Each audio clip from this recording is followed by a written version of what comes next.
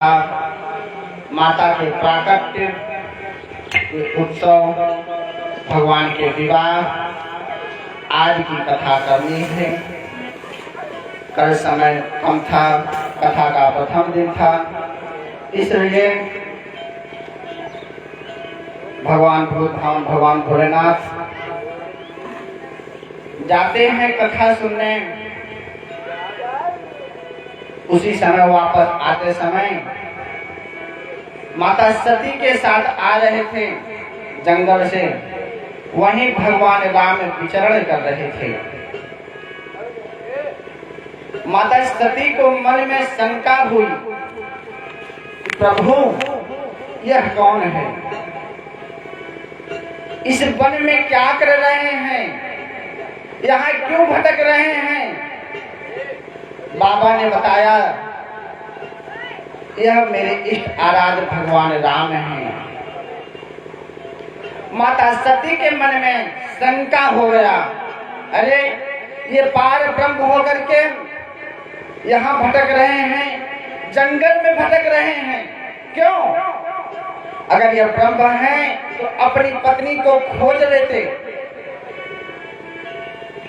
उनके मन में शंका हुआ, उन्होंने कहा बाबा मैं इनकी परीक्षा लेना चाहती हूँ। बाबा ने मना किया, देवी इनकी परीक्षा लेने से अपमान होगा, कष्ट होगा, लेकिन माताओं का जो है मन हो गया तो हो गया, अगर उनको करना है तो करना है। उसी समय भगवान भोलेनाथ एक वृक्ष के नीचे बैठ गए और जाकर के माता को कहा, ठीक है देवी जाइए, आप परीक्षा ले लीजिए। गोस्वामी जी कहते हैं, होई हैं सो जो राम रचि राखा, होई हैं सोई राम रचि राखा, को करितार बढ़ावई शाखा।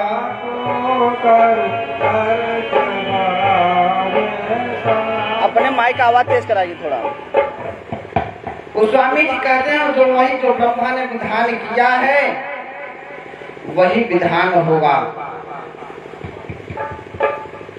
माता पार्वती सती ने ऐसा स्वरूप बनाया, माता सीता का स्वरूप बनाया और भगवान राम के आगे आगे चल दी। बोलो सीताराम। भगवान राम ने देखा कि माता सती, भगवान राम राघवेंद्र सरकार ने हाथ जोड़ा, कहा मैया आज अकेले क्यों घूम रही हैं, बाबा कहाँ चले गए। जब ऐसी बातें सुनी तो माता सती को बहुत दुख हुआ। उन्होंने आकर के कहा, बाबा अपने कैलाश को चलते हैं। बाबा ने कहा, देवी परीक्षा ले ली। देखिए माता सती ने यहाँ भी झूठ बोला बाबा से। माता सती ने कहा, प्रभु मैंने तो परीक्षा ली ही नहीं। तब बाबा ने, गोस्वामी जी कहते हैं, तब शंकर देखे धरि ध्याना, तब शंकर धरि ध्याना, तब शंकर देखो धरि ध्याना, सती जो कीन्ह चरित सब जाना। तब शंकर देखो धरि ध्याना, सती जो कीन्ह चरित सब जाना। शंकर जी ने जब देखा, अरे इन्होंने तो मेरी माता का स्वरूप धारण कर लिया है, और माता सती भी झूठ बोली। भगवान शंकर ने उसी समय सौगंध खा लिया, देवी आज के बाद हमारा और आपका मिलन नहीं होगा। बाबा शंकर माता सती को लेकर के आए और कैलाश पर्वत पर बैठे और वहीं वो समाधि लगा लिए। बाबा समाधि में चले गए और माता सती ने जब समझ गई, अरे मैंने तुझे बाबा से झूठ बोला, इसलिए बाबा ने हमारा परित्याग कर दिया है। उसी समय उधर राजा दक्ष यज्ञ करने के लिए उद्यत हुए और सभी देवताओं का निमंत्रण भेजा। उधर राजा दक्ष जब निमंत्रण नहीं, और यहाँ कैलाश पर्वत पर निमंत्रण नहीं आया। अब ऊपर से कैलाश पर्वत के ऊपर से विमानों की गड़गड़ाहट के साथ सभी लोग यज्ञ में उपस्थित होने के लिए उद्यत हुए।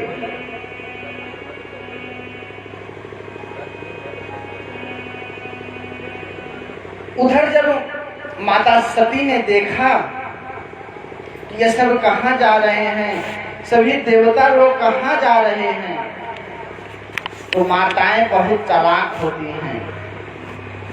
अगर कुछ पाना है तो पति की सेवा खूब करेंगे, बढ़िया बढ़िया पक्का व्यंजन बना करके पूरी खीर मालपुआ खूब खिलाएंगे। और रात में जब पति देवता आराम करेंगे तो माताएं सुंदर सुंदर पैर दबाएंगे। तो पति बेचारे भी समझ आते, लगता है कुछ खतरा है। अब बोलो सीताराम।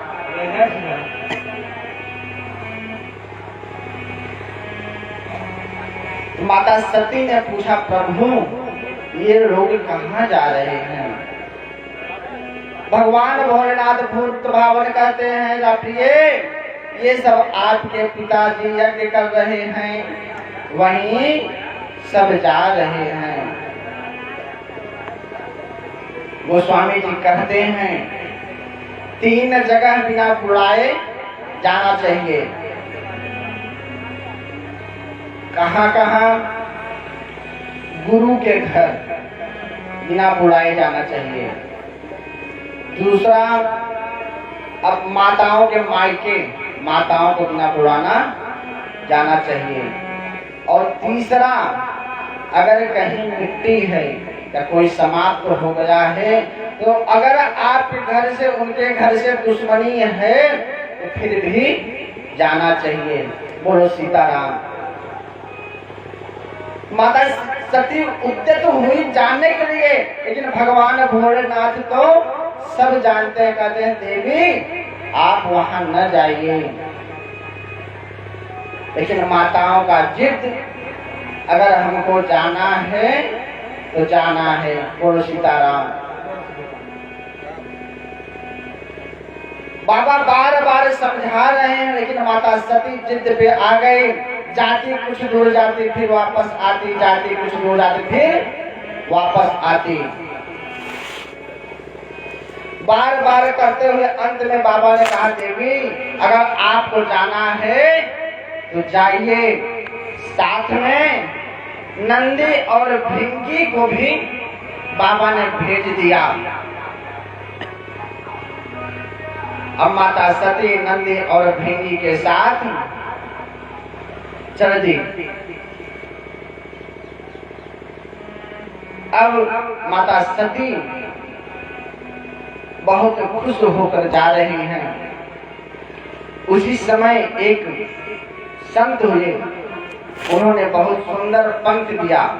क्या? जब तेरी डोरी निकल जाएगी, बिना मुहूर्त ही उठा ली जाएगी। जब तेरी डोरी निकल जाएगी, बिना मुहूर्त ही उठा ली जाएगी। हम और आप मुहूर्त ढूंढते हैं। जन्म हुआ बिना मुहूर्त के, मृत्यु हुई बिना मुहूर्त के। हम और आप केवल मुहूर्त के पीछे पड़े हैं। बाबा कहते हैं, उन हकीमों से यह कह दो बोल कर, दवा करते हैं किताबें खोल कर। बाबा कहते हैं उन हकीमों से कह दो जाकर जो किताब खोल कर दवा करते हैं साहब, लेकिन जब उसकी आदेश होगा तो न उस किताब का समय रह जाएगा और न उस दवा की। मार कर गोली गिरा ली जाएगी, बिन मुहूर्त ही उठा ले जाएगी। आजकल तो ऐसा है कि बात बात पे बंदूक और बात बात पर लाठी निकलती है। बोलो सीताराम। जय सीताराम। तो गोस्वामी जी कहते हैं जब जाने का समय होगा तो न दवा काम करना बंद कर देगी, अंतिम घड़ी आएगी तो घड़ी भी रुक जाएगी साहब। दुख का पल पल युग सा लगता है, सुख में दिन रात क्षणिक सा लगता है। हम आप जब प्रेम करते हैं तो अनुराग ही भगवान के सिवा किसी को याद नहीं करते हैं। जब सुख का समय आएगा, जब सुख का समय आएगा उस परवरदिगार को भी भूल जाते हैं, और जब दुख आएगा तो उसी के जाकर मंदिर में माथा टेकने लगते हैं। क्यों?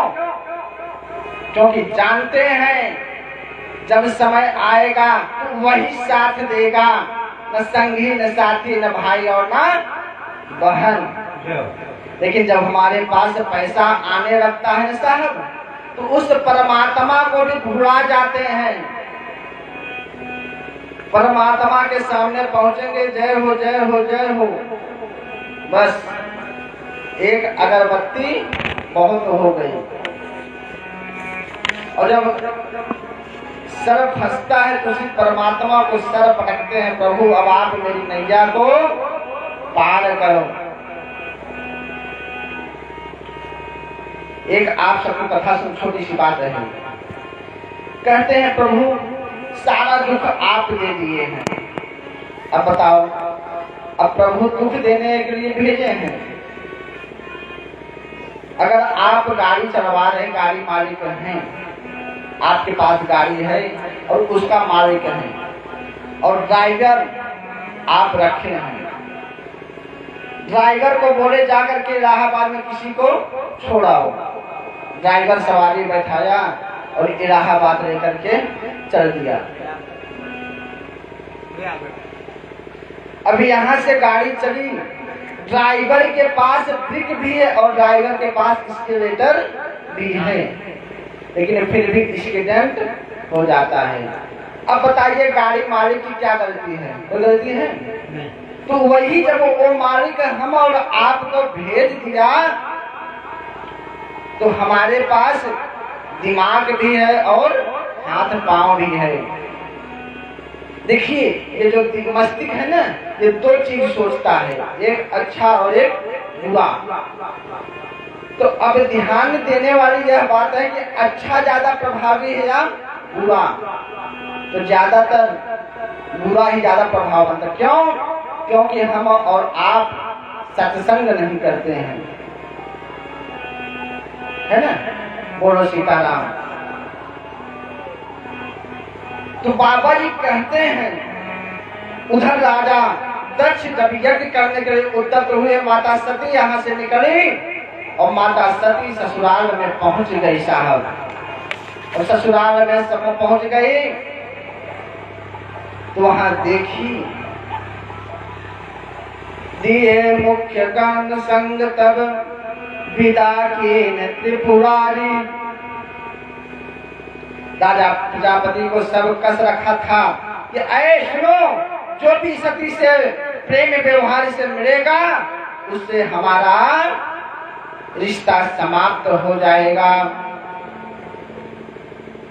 ध्यान रखिए, घर की कथा और व्यथा घर पर ही रखना चाहिए। घर की व्यथा कभी भी, कहते हैं गोस्वामी जी, कभी भी अपने बहन या भाई, अपने माता पिता तक को नहीं बताना चाहिए। लेकिन आजकल की बात जाने दीजिए, निराली है। पहला क्या? शाम सवेरे देखूं तुझको तो वहां सबसे मिली कौन पहले?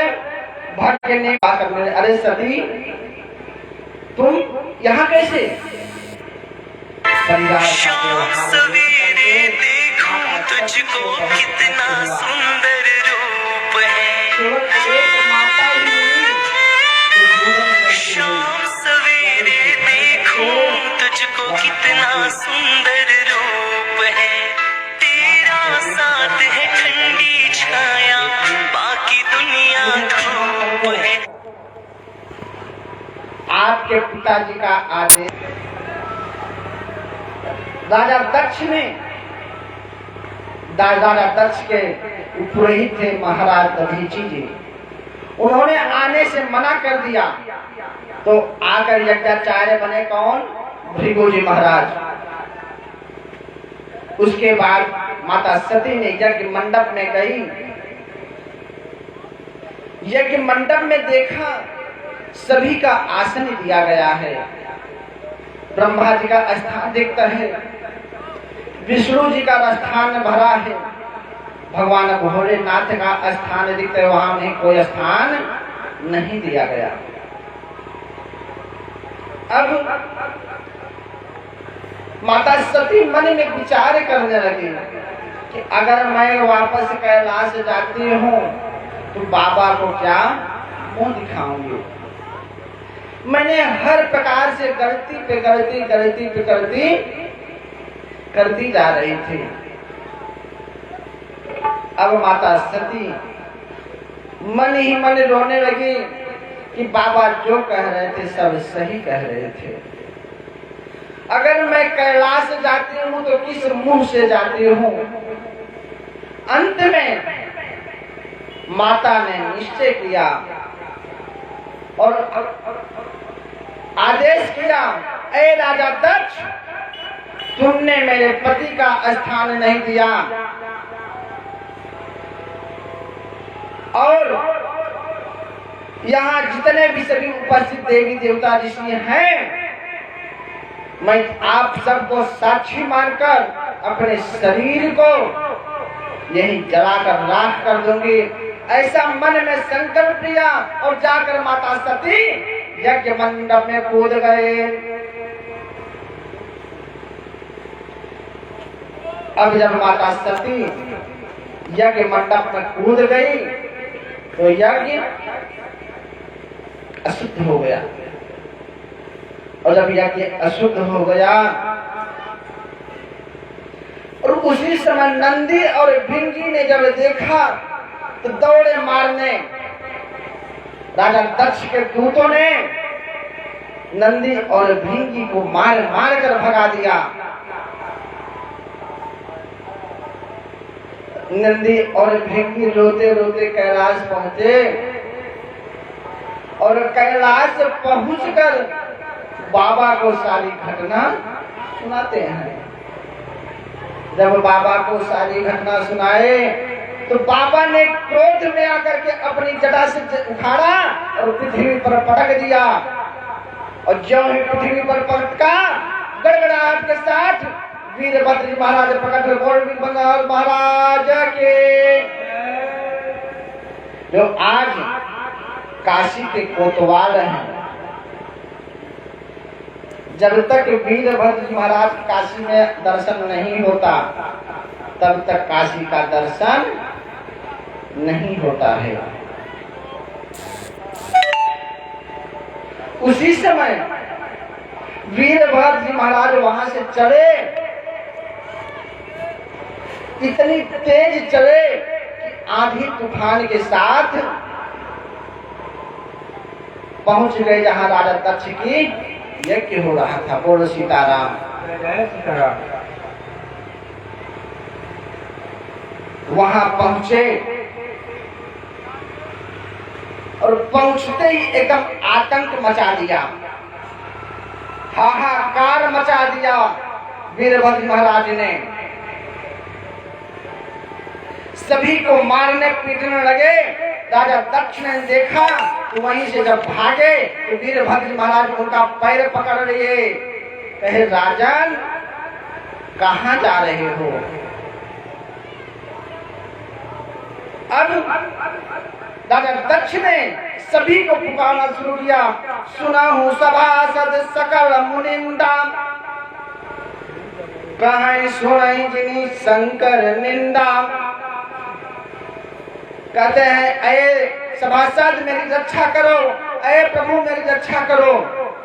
लेकिन बाबा इस सामने सब इधर उधर भागने लगे।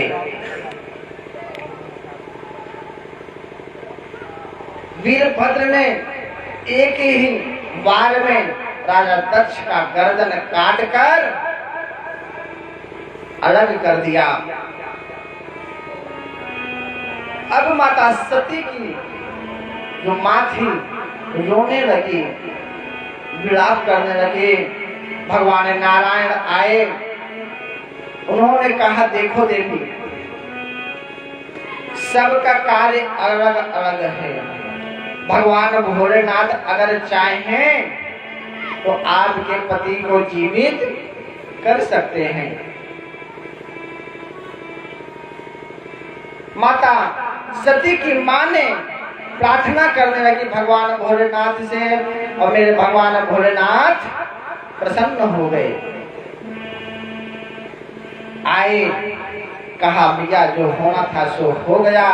उन्होंने भगवान विष्णु को आदेश दिया, उन्होंने चक्र सुदर्शन भेजा और जाकर के बकरे का सर लेकर आए और वही राजा दक्ष के धारण हो गया।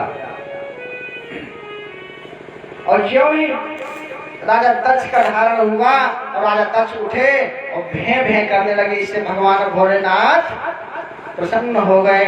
बोल भूल भावन भगवान भोलेनाथ के। तो कहने का अर्थ है हम और आप अगर श्रद्धा से और विश्वास से भगवान भोलेनाथ का प्रार्थना करें तो ऐसा कुछ नहीं है जो सामर्थ्य न हो, प्राप्त न हो जाए। क्यों? क्योंकि भगवान भोलेनाथ के पास लक्ष्मी नहीं महालक्ष्मी निवास करती हैं। जिसकी दो दो बहुएं हो, अष्ट रिद्धि और सिद्धि, जिसके पास अष्ट शक्तियां हो, नवनिधि हो, ऐसे बाबा के पास जो भी जाता है कभी खाली हाथ नहीं आता है। बाबा के दरबार में अगर झोली पसार कर मांगो तो क्या ऐसा है जो प्राप्त न हो जाए? बोलो सीताराम। लेकिन हम और आप केवल स्वार्थवश बाबा के ऊपर काला तिल, जव और चावल चढ़ाते हैं। अरे उनसे मांगना क्या? जिसने सोने की लंका दान कर दिया हो, जिसके पास स्वयं सोने की लंका हो, उसको हम और आप दे सकते हैं का? नहीं दे सकते हैं।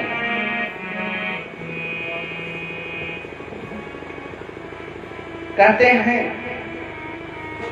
एक बार कथा चल रही थी भगवान शिव की यही सावन में। तो कहे बाबा मैं तो भगवान भोलेनाथ को बहुत 2500 साल से पूजा कर रहा हूँ, लेकिन बाबा हमें कुछ देते ही नहीं हैं। तो हम कहे माई आप पहले लेने लायक तो बनो। दोपहर में 1 बजे जाकर बाबा को सर पर हरा के आ जाते बताइए।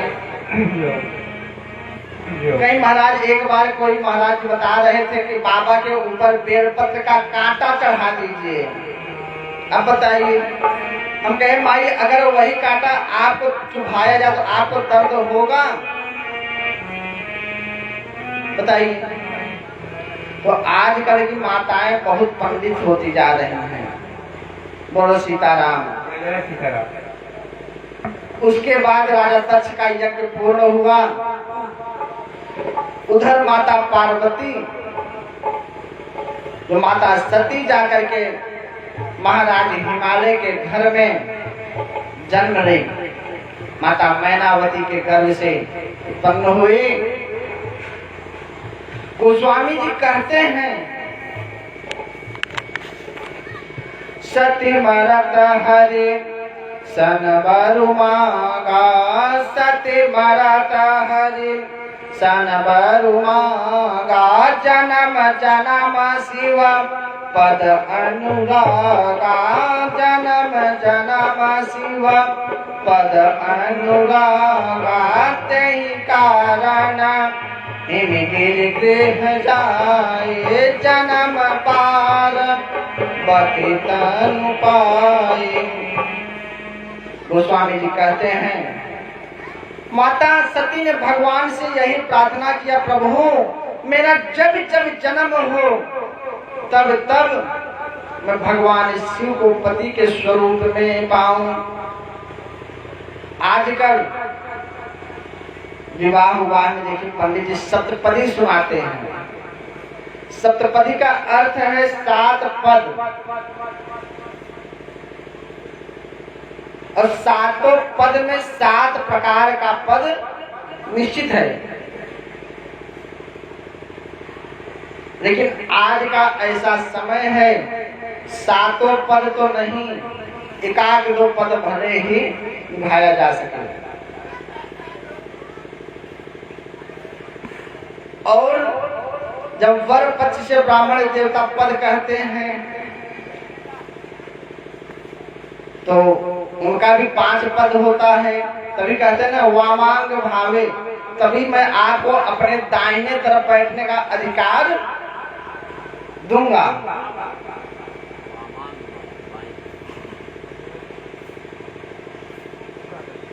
तो कहने का अर्थ है उस वचन को कोई निभाना नहीं चाहता। आजकल तो भैया ठीका होने लगा है। बम्बई में भैया विवाह कराने का ठीका होता है। क्या करें? तो कहने का अर्थ है कि माता सती ने भगवान विष्णु से यही मांगा कि प्रभु मैं जितनी बार जन्म लूं उतनी बार भगवान भूत भावन भगवान भोलेनाथ को पति के स्वरूप में पाऊं। गोस्वामी जी कहते हैं जन्म जन्म शिव पद अनुरागा, जन्म जन्म शिव पद अनुरागा। प्रभु मैं जब जब जन्म लूं तब तब शिव का पद चरणों का अनुराग मिलता रहे। माता पार्वती का हस्त्र उस दिन हस्त्र देखने के लिए नारद जी पहुंचे, और जब नारद जी ने देखा तो माता के चरणों में प्रणाम किया। अब रानी मैनावती और हिमालय राज को बड़ा आश्चर्य हुआ। कहा नारद जी आप इनके चरणों में प्रणाम कर रहे हैं? कहा यह कोई ये स्वयं साक्षात जगत जननी मां अम्बा है जो आपके घर में पधारी हैं। जब ऐसा सुना तो सभी ने माता के चरणों में प्रणाम किया। पुराणों में आती है कि नारी धर्म माता अनुसुईया ने माता सीता को समझाते हैं। शाम सवेरे देखो बिनु श्रम नारी परम गति लहै, बिनु श्रम नारी परम गति लहै, पतिव्रता धर्म छाड़ी छल गहै। माता अनुसुईया माता सीता से कहती है पुत्री एक ही धर्म है और एक ही व्रत है और एक ही नियम है। क्या? आराध्य भगवान राम और राम के आराध्य भगवान शिव जी। बोलो सीताराम। तेज से बोलो, बोलो सीताराम। श्री राम। लगता है कि आज सभी एकादशी का व्रत में भूल गए फलाहार करना। जो फलाहार नहीं मिला है जो जो भाई और उस पे तो चावल नहीं मिल रहा हो, इसलिए आवाज नहीं है ना। तो चावल पानी का काम करता, जब पानी शरीर में रहेगी नहीं तो चावल कहाँ से आवाज आएगी। बोलो सीताराम। श्री राम। अरे ऐसा बोलो कम से कम खामा को तो जान जाए, सुनाओ तो बातें जाने दीजिए। बोलो सीताराम। जय हो।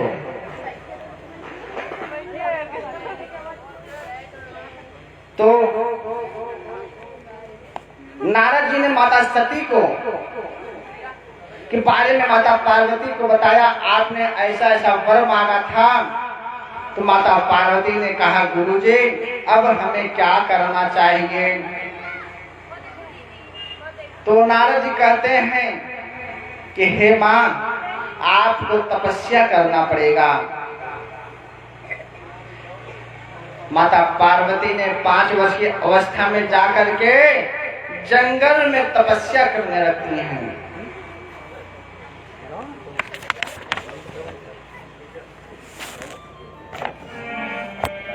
उर्धारी उमा प्राणपति चरना, जाय विपिन रावित पुकारना। माता पार्वती ने 3000 वर्ष तक तपस्या की और क्या खा करके, केवल बेलपत्र खा करके माता पार्वती ने तपस्या की। उसके बाद बेलपत्र खाते खाते माता का नाम पड़ा क्या, अपर्णा।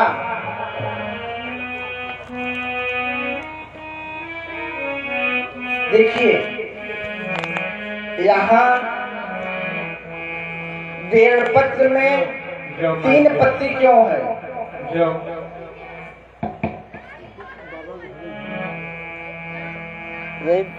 तपस्या करने लगे तब देना। जो बेलपत्र में 3 पत्ती क्यों है? तो गोस्वामी जी कहते हैं, बेलपत्ती का मतलब है राम, र अ और म, जिसे राम का वर्णन होता है। अच्छा अच्छा। तो माता पार्वती ने 3000 वर्षों तक बेलपत्र खा करके भगवान शिव का तपस्या करने लगे। और उसी समय एक दानव हुआ, उसने ब्रह्मा जी का तप करके ब्रह्मा जी को प्रसन्न किया और ब्रह्मा जी से मांगा, तू मुझे अमर कर दीजिए। तो ब्रह्मा जी ने कहा, भैया हम खुद ही अमर नहीं है तो तुम्हें कहां से अमर कर दे। बोलो सीताराम। तो वह दैत्य ने कहा, ठीक है, मुझे ऐसा वरदान दो कि मैं जो शिव का पुत्र हो उसी के हाथों मेरा वध हो। क्योंकि वह दैत्य जानता था कि भगवान शिव समाधि में है, समाधि कब खुलेगी, कब विवाह होगा, तो कब पुत्र होगा, तो कब हमारा वध होगा। जैसे एक बुढ़िया माई थी, बुढ़िया माई बहुत चालाक थी, बुढ़िया माई बहुत चालाक थी। तो बुढ़िया माई भगवान शिव की बहुत पूजा करती थी। भगवान शिव एक दिन प्रसन्न हो गए, कहा, माई हमसे एक वर मांगो। बुढ़िया माई मन में सोची, एक वर में हमारा क्या होगा। तो चालाकी का फायदा उठाई, भगवान शिव से कही, ठीक है प्रभु, आप हमको एक ही वर देना चाहते हैं तो एक ही वर दे दीजिए। क्या मांगो? तो वह बुढ़िया माई क्या कही? कहीं मैं अपने आंखों से अपने पोते को सोने के थाली में दूध भात खाते हुए देखूं। भगवान इसमें कहे धन्य है कलयुग की माई, एक ही वर में 4 वर मांग रही है। तो उसका तात्पर्य यह हुआ कि जब आपके यहाँ धन आएगा, है ना, तभी सोने की थाली बनेगी। जब सोने की थाली बनेगी और उधर जब बेटे का विवाह होगा बहू आएगी, और जब बेटे की विवाह होगा बहू आएगी तभी नाती पैदा होगा, और जब नाती पैदा होगा और उधर माता लक्ष्मी भी आएंगी तभी सोने की थाली में दूध भात खाएगा। तो देखो कितना माता जी चालाकी से वर मांगी, एक ही साथ 10 वर मांग रही। तो उसी प्रकार वह दैत्य भी भगवान भोलेनाथ ब्रह्मा जी से मांगता है कि प्रभु मुझे ऐसा वर दो कि भगवान शिव के पुत्र से हमारी वध हो। वह दैत्य इतना आतंक मचाया कि सभी त्राही त्राही करने लगे। जब त्राही त्राही मच गई तो ब्रह्मा जी ने जाकर भगवान राम को प्रणाम किया। देखिए देवता भी बहुत चालाक होते हैं, इनको जब फायदा निकलवाना हो तो ये किसी के सामने झुक जाते हैं। जब दुर्वासा ऋषि ने श्राप दे दिया महाराज इंद्र को कि जाओ तुम श्रीहीन हो जाओ, तो माता लक्ष्मी समुद्र में चली गई। तो गुरु बृहस्पति के आदेशानुसार भगवान विष्णु के पास गए। भगवान विष्णु ने राजा बलि के पास भेजा और दोनों ने समन्वय करके समुद्र मंथन हुआ। तो ब्रह्मा जी ने आकर भगवान राम के चरणों में प्रणाम कर कहा, प्रभु अब आप ही आदेश करें भगवान शिव को समाधि तोड़ने के लिए, क्योंकि बिना आपके आदेश का भगवान शिव समाधि नहीं तोड़ेंगे। तो भगवान राम ने आदेश किया कामदेव को, कामदेव चले। ऐसा वर्णन आता है कि कामदेव चले जहां कामदेव से कैलाश पहुंचने में 2 घड़ी का समय लगा, और उस 2 घड़ी में पूरा ब्रह्मांड कामद स्वरूप में एकदम विभक्त हो गया। वहां पहुंचे। अब भगवान भोलेनाथ त्रिदेव से तो सभी डरते हैं। त्रिदेव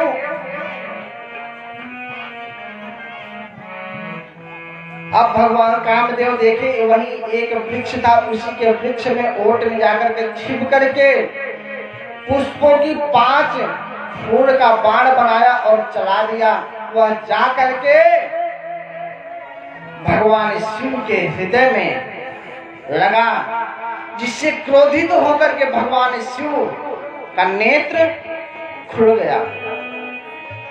उन्होंने इधर उधर देखा और ज्यों ही देखा कि उस वृक्ष की डाली पर कामदेव को देखा, इतना क्रोध हुआ कि भगवान भोलेनाथ का त्रिनेत्र खुल गया, और जिससे कामदेव जलकर भस्म हो गए।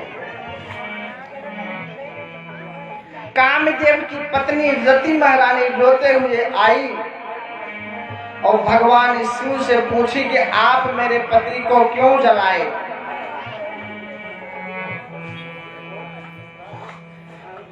तो भगवान शिव ने कहा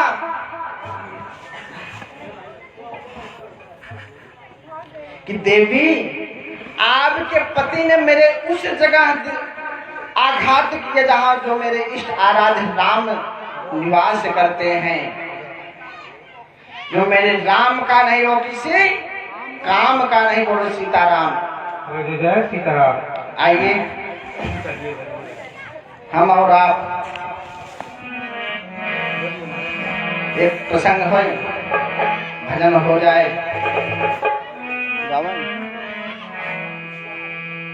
दया करो हम पे श्याम सुंदर, कृपा करो हम पे श्याम सुंदर, हे भक्त वत्सल कहने वाले, दया करो हम पे श्याम सुंदर, हे भक्त वत्सल कहने वाले, हे भक्त वत्सल कहने वाले, हे भक्त वत्सल कहने वाले, भक्त वत्सल कहने वाले, हे भक्त वत्सल कहने वाले, दया कर। माइक रखता साथ द हे भक्त वत्सल कहने वाले, दया करो हम पे भक्तवत्सल, दया करो हे भक्त वत्सल, दया करो हम पे श्याम सुंदर, हे भक्त वत्सल कहने वाले, दया करो हम पे श्याम सुंदर, हे भक्त वत्सल कहने वाले, हे भक्त वत्सल कहने वाले, हे भक्त वत्सल कहने वाले, भक्त वत्सल कहने वाले, भक्त वत्सल कहने वाले, दया करो श्याम सुंदर, हे भक्त वत्सल कहने वाले। तुम्हें पुकारा था द्रौपदी ने, बचाया प्रहलादी को तुमने, तुम्हें पुकारा था द्रौपदी ने, बचाया प्रहलादी को तुमने, तुम्हें पुकारा था द्रौपदी ने, बचाया प्रहलादी को तुम्ही है,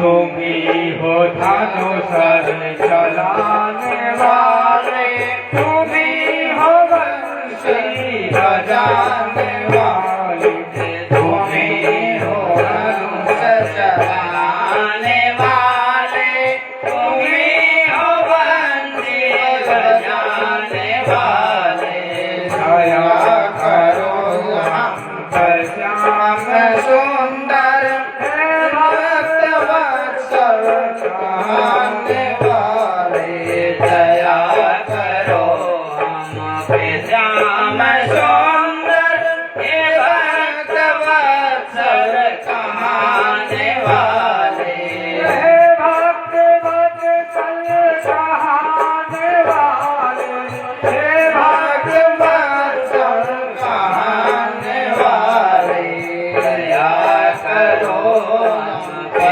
श्याम सुंदर, हे भक्त वत्सल कहने वाले, इधर सुदामा गरीब ब्राह्मण, उधर विभीषण सातों दुखी पर, इधर सुदामा गरीब ब्राह्मण, उधर विभीषण सातो दुखी था, इधर सुदामा गरीब ब्राह्मण, उधर विभीषण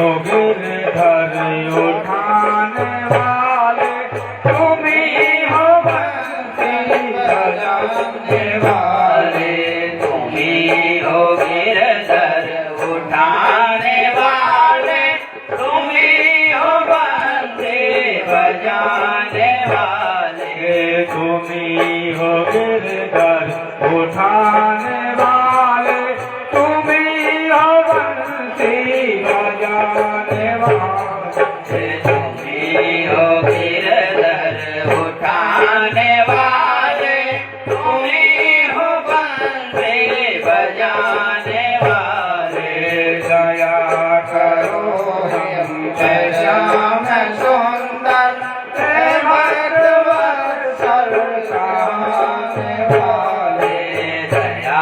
करो हम पे श्याम सुंदर हे भक्त वत्सल खाने वाले भक्त वत्सल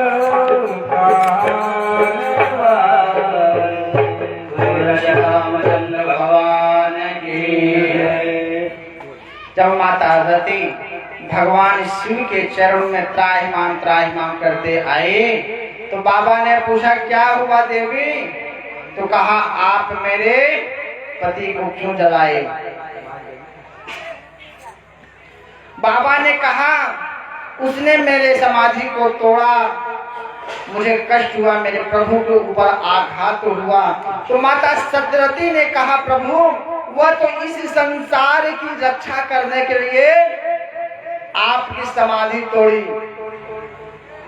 और इधर तारक नामक राक्षस एकदम आतंक मचाया है। तो बाबा ने प्रसन्न होकर कहा ठीक है, जब जदुवंश कृष्ण अवतारा होई है हरण महाबही भारा। बाबा ने आशीर्वाद दिया ऐ देवी जब जदवंश होगा क्या हो ऐसे होता रहा भाई पहले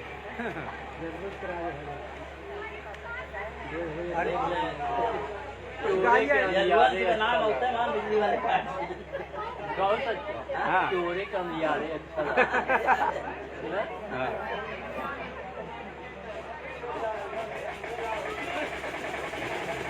मधुर मधुर कहाँ चले जाते हैं उठ के?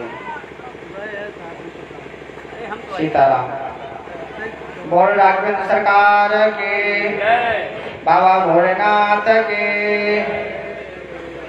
बाबा ने आशीर्वाद दिया ऐ देवी जब कृष्ण का अवतार होगा कृष्ण तनय वही है पति तोरा। जब कृष्ण का प्रथम पुत्र होंगे वही तुम्हारे पति के स्वरूप में प्राप्त होंगे और उसी समय तभी देवगण त्राहिमाम त्राहिमाम त्राहिमाम करते हुए पहुंच गए। बाबा ने कहा अरे देवतागण कैसे पधारे?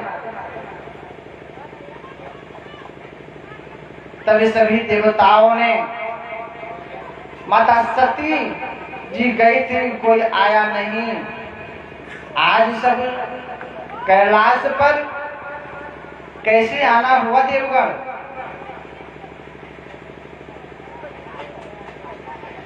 देवताओं ने कहा प्रभु, उन्होंने सारी विपत्ति सुना दी। जब सुखी हो तब मंदिर जाया करो, लोगों में बांट कर खाया करो। शनिवार को शनि बाबा एक संत हुए, उन्होंने कह क्या रहे हैं कि आज की ऐसी प्रथा चली है कि 7 दिन में 7 देवता पूजे जाएंगे। रविवार को प्रातः होते ही 4 बजे माई लोग उठ करके भगवान सूर्य को अर्घ देंगे। सोमवार को बाबा शंकर जी के पास जाएंगे। मंगलवार को बड़े हनुमान जी जाएंगे, बेटे हनुमान जी पहुंचेंगे। बुधवार को गणेश बाबा, गुरुवार को बृहस्पति देव, शुक्रवार को संतोषी मैया लक्ष्मी मैया। आजकल तो माताओं ने 2 व्रत और निकाल दिया। कौन? दुर्दुरिया और चटपटा भवानी। गुरुवार को माताओं का निमंत्रण हो जाएगा। हे भाई फलाने के यहाँ दुर्गुरिया है, चले पा बताइए। नहीं, अभी जब कोरोना का समय आया था ना, उसमें एक कोरोना मैया भी पैदा हो गई थी। माताओं का यह व्रत अलग ही चल रहा है। एक माता से पूछे, मैया ये चटपटा भवानी कहीं भाई पंडित जी चटपट आती चटपट चली भी जाती हैं, हम कहीं केवल एक खोवा का मिठाई खाने के लिए आती हैं। बोलो सीताराम।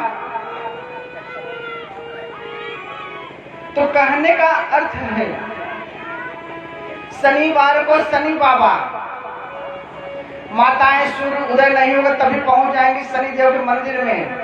पीपल के पेड़ पर बड़ा बड़ा खीरा ठोकेंगे।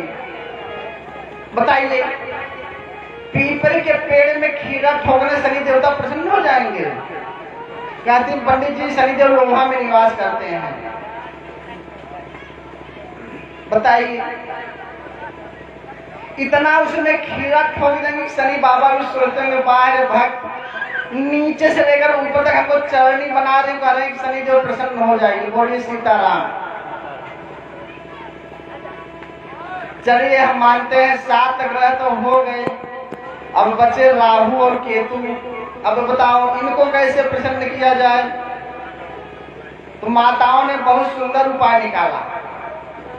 क्या कि बाबा का पूछ पकड़े रहो तो शनि राहु और केतु की शांत तो होते रहेंगे। ऐसा नहीं है।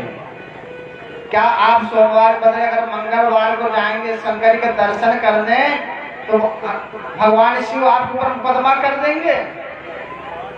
चलिए भैया, हाई कोर्ट में शंकर जी का मुकदमा है। ये हमारे यहाँ मंगलवार को दर्शन करने आया था।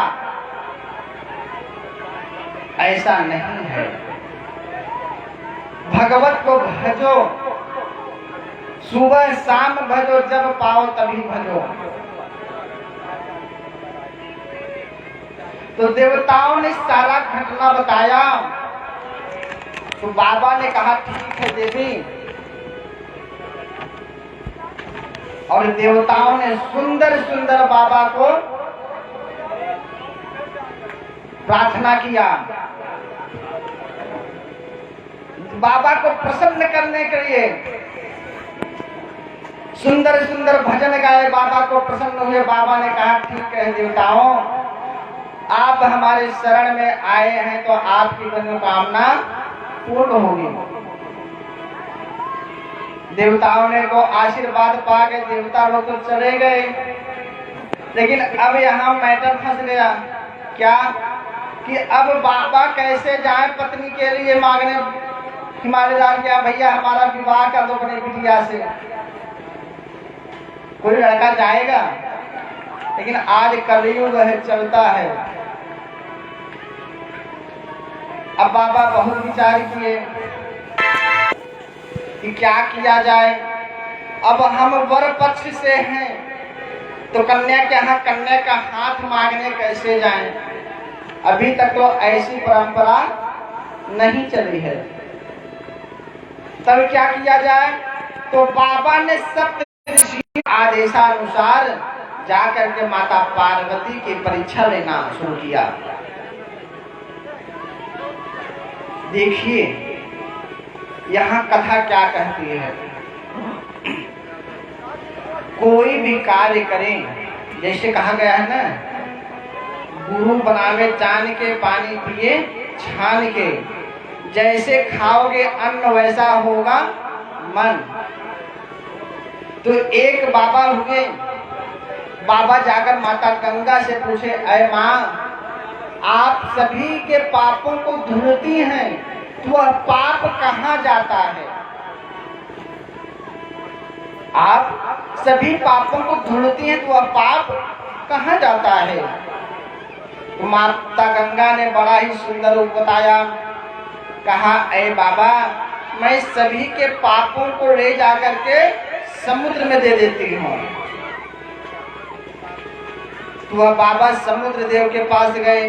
कहे, अरे समुद्र देव, जो माता गंगा आज नदियां जो सब पाप लाती हैं, वो पाप को आप क्या करते हैं? उस समुद्र देव ने कहा, अरे महात्मन, मैं सभी पापों को वाष्प करके आकाश को भेज देता हूं। अब महात्मा जी आकाश के पास गए, कहे, आकाश देव, जो आप समुद्र देव से पाप लेते हैं वह पाप कहाँ ले जाते हैं? तो आकाश देवता ने कहा, ऐ महात्मन, जो मैं पाप को इकट्ठा करके पुनः पृथ्वी पर भेज देता हूँ। कहाँ भेज देता हूँ? इसी पृथ्वी पर। किस रूप में? जो बरसात होती है। तो बाबा ने उस माता पृथ्वी के पास आकर कहा, ऐ माँ, आप जो आकाश के द्वारा पाप को प्रेती उसको क्या करती हैं? तो माता पृथ्वी ने कहा, मैं इस पाप को अन्न के रूप में उगाती हूँ और वही अन्न खा करके मनुष्य का दिमाग और मस्तिष्क दूषित होता है या सुंदर चलता है। तो कहीं उसका उपाय क्या है? कहीं जो भी उस अन्न को भगवान को भोग लगाकर खाता है उसका मन कभी दूषित नहीं होता है, और वही अन्न जो छीन झपट कर खाता है, चोरी करके खाता है, भाई का हड़प कर खाता है, उसी के दिमाग में कुप्रभाव पड़ता है।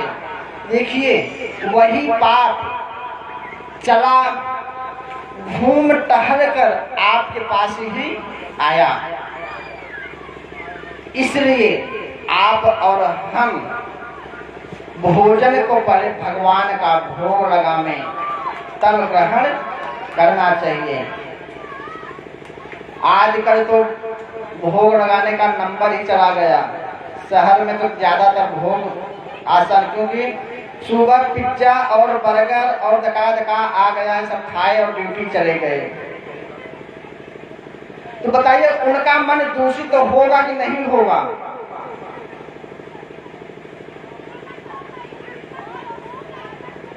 और कहेंगे कि अरे महाराज, हम तो बहुत परेशान हैं, हम तो बहुत बीमार हैं, भगवान सारा दुख लाकर हमारे ऊपर पटक दी। अब बताओ,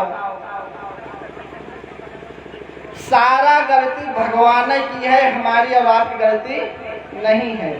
बोलो सीताराम।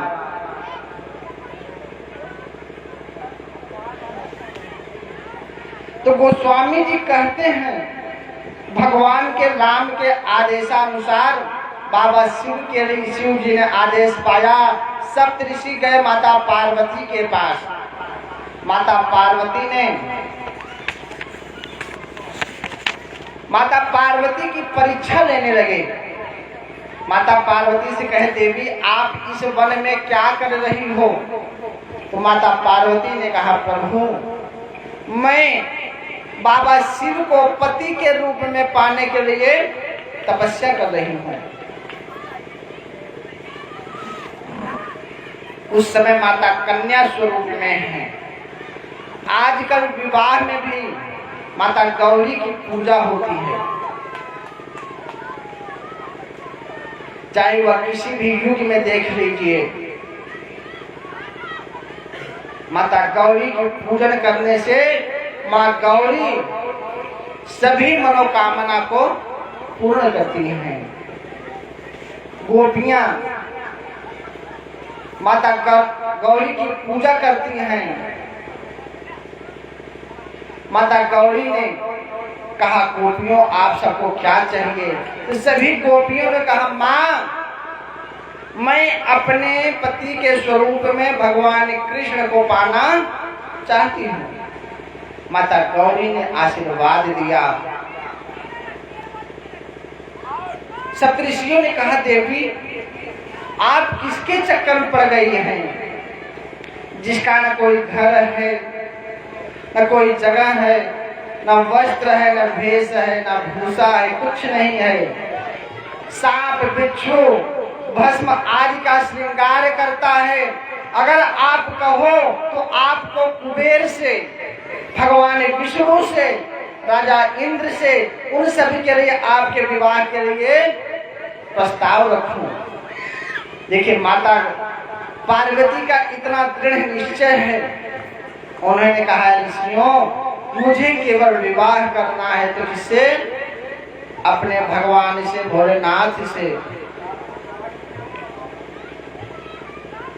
सब ऋषि प्रसन्न हो गए, कहे माँ अब आप अपने घर जाओ। आकर के उन्होंने बाबा को बताया, बाबा प्रसन्न हुए, विवाह का समय मुहूर्त निश्चित किया गया। अब बारात तैयारी होने लगी, सभी लोग अपने वाहन को धुल रहे हैं, नहला रहे हैं, कोई कुछ। इंद्र अपने ऐरावत को नहला रहे हैं, यमराज अपने भैंसा को रगड़ रगड़ कर नहला रहे हैं, आज तुम्हें काले से गोरे बना देंगे। इधर जब बारात में पहुंचे तो नंदी और भिंगी बैठे थे। कहा मावा सभी देवता अपने अपने तैयारी में लगे हैं और जो दूल्हे सरकार हैं उन्हें कोई पूछता ही नहीं है। बाबा ने कहा ठीक है तैयार होने दो। तो नंदी जी ने कहा अगर बाबा आदेश हो तो हमें आपकी सजावट करें।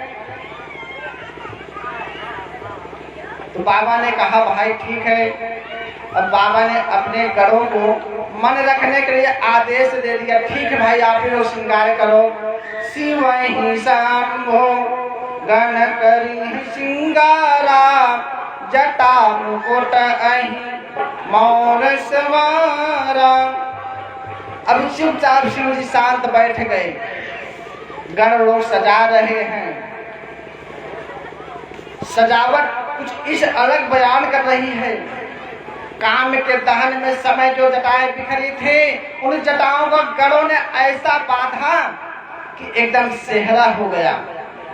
तभी एक गण कहा कि सेहरे में झालर होती है। तो दूसरा गण दौड़ा दौड़ा गया, रंग बिरंगे सांप को पकड़ लाया, उसी जटा में बांध बांध कर लटका दिया। कानों में बिच्छू की कुंडल। उसके बाद कहा बाबा आप नंग धड़ंग जाएंगे। तो ला करके मृगा चर्म लपेटने लगे, तो अब चर्म बार बार गिर जाए। तो नंदी जी दौड़े दौड़े गए, बड़ा सा सांप पकड़ लाए और सांप को बांध दिए। अब जब सांप बंधे तब तो बार बार सरक जाता था।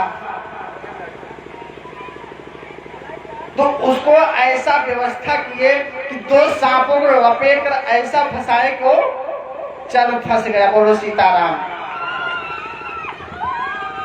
पूज्य पाद गोस्वामी जी वर्णन कर रहे हैं, भस्म अंग मर्दन अनंग सतंग अंसंगहर, शीश गंग गिरिजा अधरंग भूसंग भुजंग वर, मुंडमाल विरोध भार बाल डमरो कृपालु कर। बाबा जी कहते हैं जैसे दूल्हा शिव जी हैं वैसे ही शिव जी शांत बैठे हैं, सुंदर सजावट हो रही है। तभी सभी लोग बरतिया आ गए और जब भगवान विष्णु ने देखा तो कहा बाबा धन्य है आप। उन्होंने सभी देवताओं को आदेश दिया कि आप लोग अपना धीरे धीरे बारात लेकर के निकलिए। तो नंदी जी कहे बाबा बारात तो चल रही है लेकिन बरतिया कहाँ है। तो बाबा ने आदेश दिया कि जो मेरे बराती हैं उन्हें बुलाया जाए।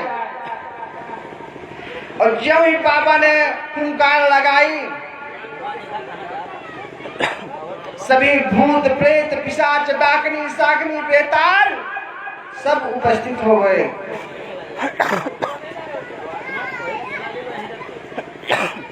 अब सोचिए, अगर भूत प्रेत घर में घुस जाए तो यहाँ एक नहीं, ओझा, तांत्रिक, वैद्य, हकीम सब उपस्थित हो जाएंगे।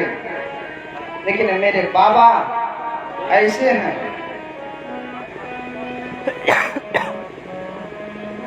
कि उनके पास जो भी जाए सब आओ बेटा, स्वागत है। चाहे भूत हो, चाहे प्रेत हो, चाहे पिशाच हो, चाहे डाकनी हो, चाहे सागरी हो, जो भी है सब आ जाओ। जाओ मागिए। सबकी उपस्थिति है। अब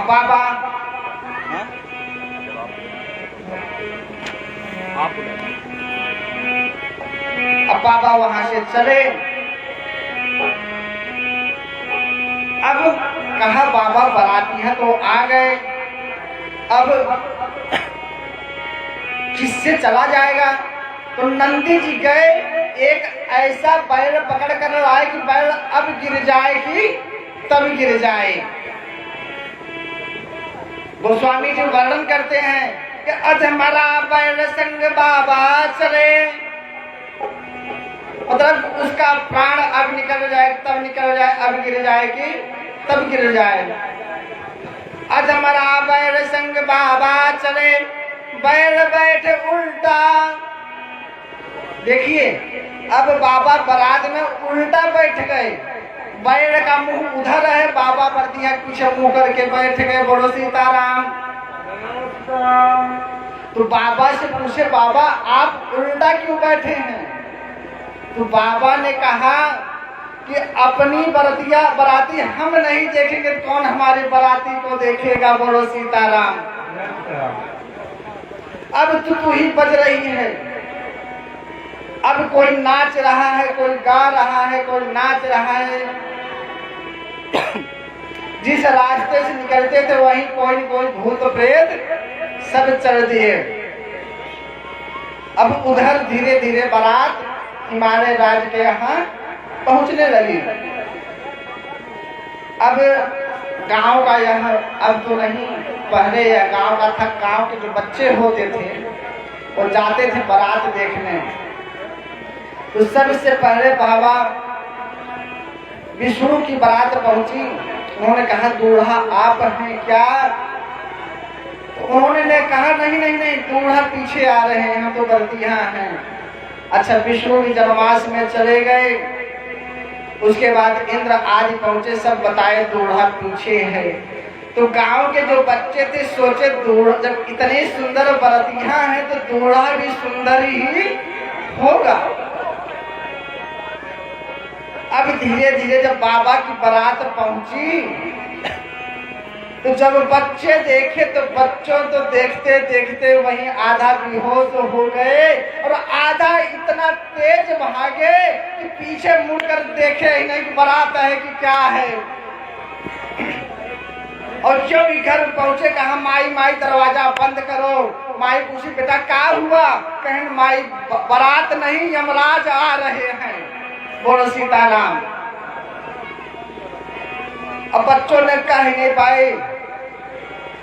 अब इधर बाबा जनवास में पहुंचे। अब राजा हिमालय जो भाई स्वयं राजा हैं, इतना पूरी पकवान बैठे खिलाने तैयार कराए हैं। जब जनवास लगी, दोबारा 4 समय बाबा जब दरवाजे पर पहुंचे तो बाबा ने जैसे ही माता मैना ने आरती की थाल बनाना, आरती की थाल जलाई और त्यों जो कमर बांधे थे नंदी महाराज सब तुरंत फंकार मार के खड़ा हो गया। और जो फंकार मारा, बाबा का जो वस्त्र था दाग धरती पर गिर गया। बोलो सीताराम। अब माता जब इतना सुनी और डर के मारी थाल गिरी वहां और माता मैना ने बेहोश हो गई। अब बाबा अपनी इज्जत बचाने के लिए क्या कहें? तो बाबा ने कहा, भैया हमारे ससुराल यह परंपरा है कि दूल्हे को देखकर थाल उसके सामने पटक दी जाती है। बोलो सीताराम। जब ऐसा हुआ तो आज के ही समय नहीं, हर युग में दूल्हे और पत्नियां डरते थे पत्नियों से। आज का नहीं है, हर युग में था। अब किसी तरह भैया अब माता मैनावती को जब अंदर ले गई तो उनको होश आया। तो एक सखी पूछी कि बहन, यह दूल्हा बताया कौन था? और जो इतना हुआ, माता मैनावती ने नारद जी को याद करके लगी गाली देने।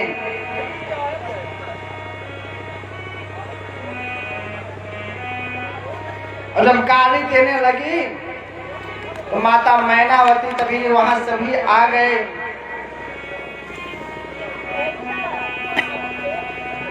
और बाबा कहते हैं, धरि धीर जोत रहे सयाने, बालक सब लय जीव पराने। धरि धीर जोत रहे सयाने, बालक सब लय जीव पराने। फिर माता मैनावती के सामने ब्रह्मा आदि सभी ऋषिगण उपस्थित हुए। उनको माता मैनावती को सभी ने समझाया, देवी ये आज के इनका रिश्ता नहीं, इनका रिश्ता जन्म जन्मांतर के हैं। उसके बाद माता पार्वती ने स्पष्टीकरण देते हैं कि माता मैनावती जाकर भगवान भोलेनाथ के कान में कहा, प्रभु आप ये स्वरूप छोड़ करके सुंदर वस्त्र धारण करके दूल्हे सरकार में उपस्थित हो। तब बाबा ने अपना वहां भेष बदला, द्वार चार हुआ। राजा हिमालय ने जाकर के कहा, प्रभु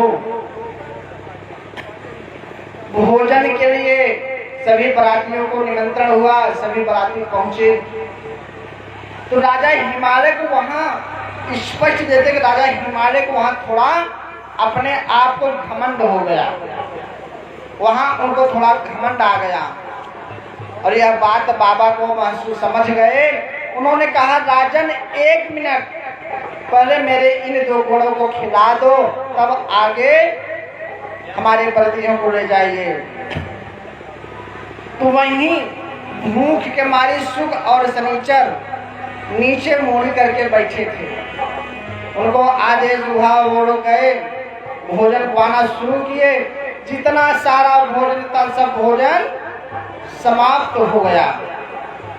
जैसे एक बार कुबेर महाराज को घमंड हो गया कि मेरे जैसा कोई धनवान नहीं है, तो उन्होंने जाकर भगवान शंकर को निमंत्रण देना चाहा। भगवान शंकर ने बाबा गणेश को भेज दिया।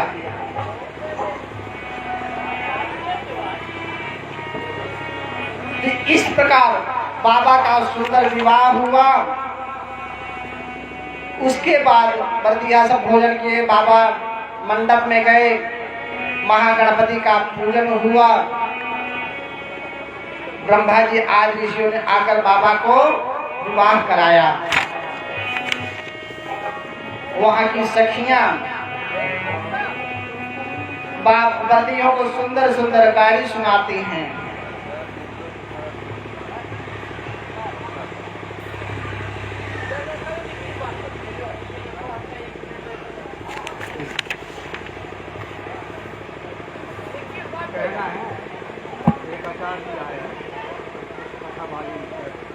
बस 20 मिनट प्रसंग समाप्त हो जाए, माता पार्वती की विदाई हो जाए, उसके बाद फिर अपना।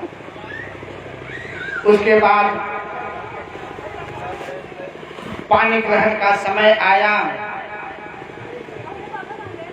पानी ग्रहण के समय राजा हिमांचल ने कन्यादान किया। सारी सामग्री गौ, हाथी, घोड़े दक्षिणा स्वरूप भेंट किया। हिमांचल राजी महाराज हाथ जोड़ करके बाबा शिव को से प्रार्थना करते हैं, प्रभु मैं आपको क्या दे सकता हूँ? आप तो स्वयं पूर्ण काम हैं। शिव ने सब सामग्री वहीं बांट दिया। जनवासे पधारे, भोर बेला हुए, विदा अवसर आया। हिमांचल राज बाबा से विनय किया। माता मैना जी ने हाथ जोड़कर कहा, प्रभु उमा हमारी प्राण की प्रिय पुत्री हैं, मैं इनको आपको सौंप रही हूँ। देखिए, जब कन्या की विदाई होती है ना, सबसे ज्यादा कष्ट तकलीफ किसको होता है? वह है पिता। पिता न रो सकता है न कह सकता है, लेकिन अंदर ही अंदर रोता है। पिता जब पुत्री की विदाई होती है ना, बहुत तकलीफ होती, बहुत कष्ट होता, बहुत रोता है अंदर ही अंदर। पुत्री कैसी भी हो, लेकिन पिता की लाडली होती है। हिमांचल राज महाराज बाबा से प्रार्थना करते हैं, बाबा मेरी पुत्री है, इसको अपने चरणों में रखे रहना।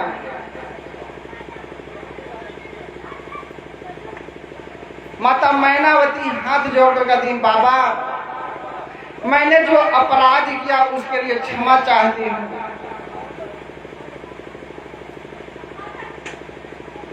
मेरी भूल को क्षमा करें,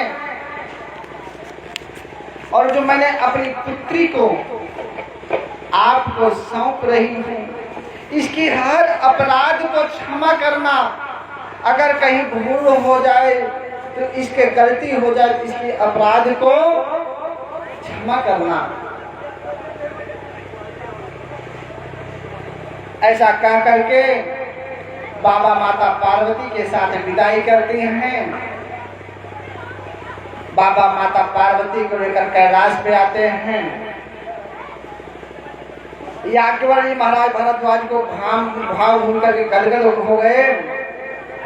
शंभो चरित सुनि सरस सुहावा, शंभो चरित सुनि सरस सुहावा, भरद्वाज मुनि अति सुख पावा। छल छोड़ करके शिव के चरणों में प्रीत लगाकर राम भक्त का यही श्रेष्ठ लक्षण है। क्या भैया नमो बताए तब तो क्या आई बात है? अरे नमो बताओ तब तो। बाबा कैलाश पर्वत पर पहुंचे। हम आप सबके बीच एक हमारे आचार्य दुर्गा प्रसाद जी भी आए हैं। वो अभी आप सबके सामने भगवत भजन कीर्तन करेंगे। हम अपने वाणी को यही विश्राम देते हैं। मनसा वाचा कर्मणा,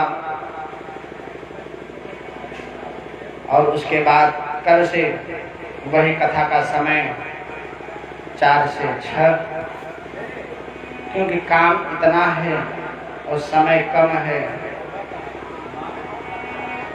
इसलिए हम अपने वाणी को विराम। दुर्गा प्रसाद जी आए, संबोधन करें, उसके बाद सुंदर आरती हमारे सुखदेव भैया जी तब तक एक भजन गा दें।